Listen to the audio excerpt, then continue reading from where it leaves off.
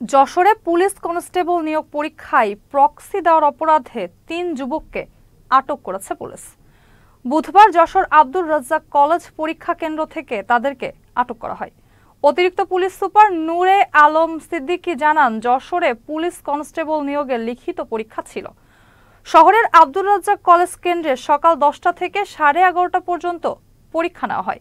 পরীক্ষার্থীদের পরিচয়পত্র যাচাইকালে পরীক্ষার্থী আলিমুলের স্থলে পরীক্ষা দিচ্ছে শিপন হোসেন রাসেল। মোহাম্মদ রাসেলের স্থলে শামিউল হক ও রাকিবুলের জায়গায় পরীক্ষা দিচ্ছে সানোর হোসেন।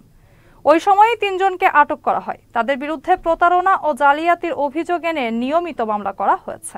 প্রাথমিকভাবে তাদের নাম যাচাই বাছাই এবং ছবি যাচাই বাছাই করার প্রেক্ষিতে আমাদের সন্দেহ হয় এবং সন্দেহের প্রেক্ষিতে আমরা ব্যাপক জিজ্ঞাসাবাদ করি এবং জিজ্ঞাসাবাদের এক পর্যায়ে তারা স্বীকার করে তারা একটি চক্রের হয়ে অর্থের বিনিময়ে প্রক্সি পরীক্ষা দিতে তারা এসেছিল এবং পুলিশের কাছে ধৃত হয় এবং আমাদের যশোর জেলা পুলিশের তথ্যের প্রেক্ষিতে এই চক্রের আরেকজনকে কুষ্টিয়া জেলা পুলিশ অ্যারেস্ট করেছে বলে আমরা জানতে পেরেছি এবং যারা ধৃত হয়েছে যশোরে তাদের বিরুদ্ধে আইনানুগ ব্যবস্থা প্রক্রিয়াধীন রয়েছে।